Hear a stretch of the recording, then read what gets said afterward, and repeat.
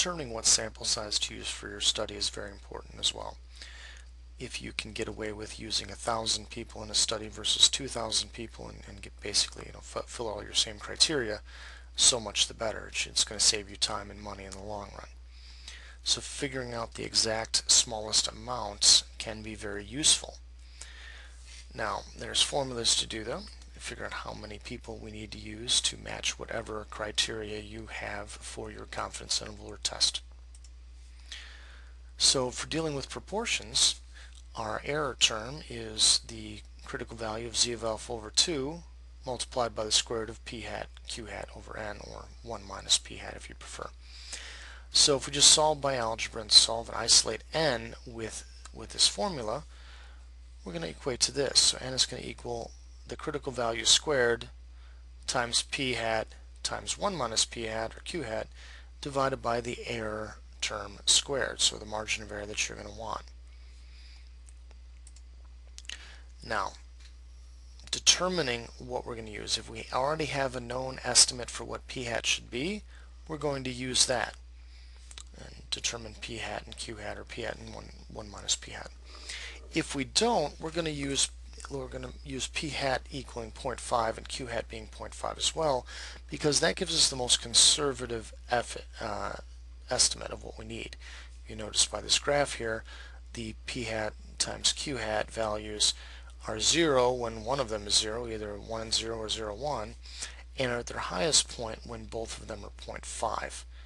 So if we know what we're going to use, we're going to multiply our known p hat by q hat, or whatever the proportion is.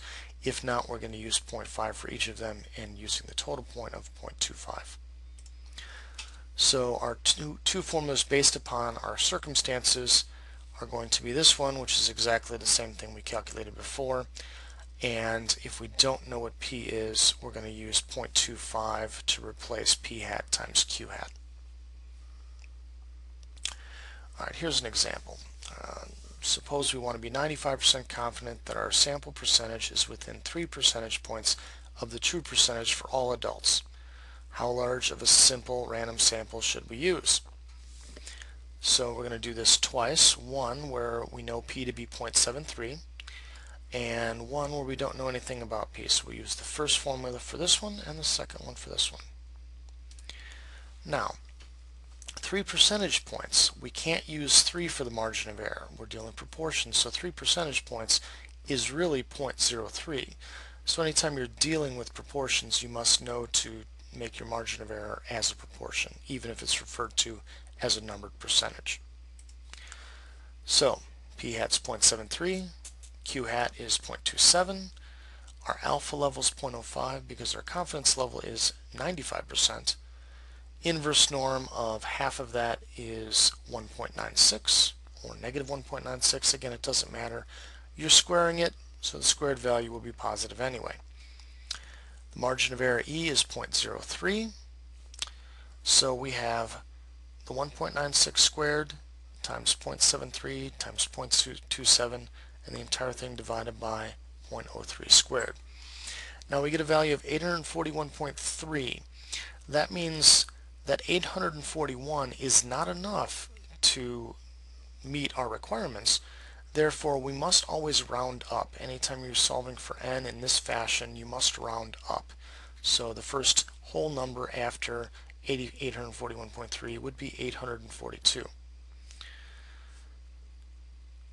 Now, in the second case, we have no knowledge of p hat, so therefore we're going to use 0.25 as p hat times q hat. We're going to get the same 1.96 for the critical value and the same value of 0.03 that we're going to square. Now this is a much larger number. This is going to equate to 1067.1. Again, we must round up to 1068. This is a much larger number than the 842 from the previous problem. So again, it's the most conservative estimate. Since we don't have any knowledge, we must use more people. Now, dealing with a sample mean instead, or instead of a proportion, we're going to do the same thing. Algebraically, the formula is going to look like this. Our critical value times the standard deviation divided by the error, and this error is whatever it is. It can be any number, doesn't have to be a decimal as before. Now this entire thing is going to be squared, or again you can square each thing individually. Now we're going to use a z, even though this is going to work for both larger and smaller values depending upon what we're dealing with. Remember, n equals 30 is our threshold.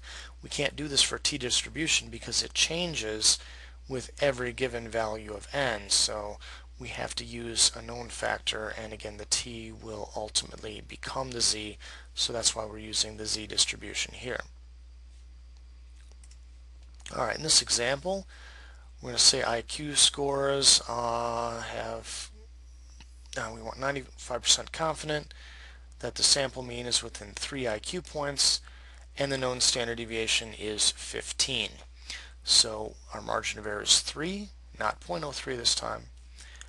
The standard deviation is 15, and we're going to use 1.96 again because we're using a z.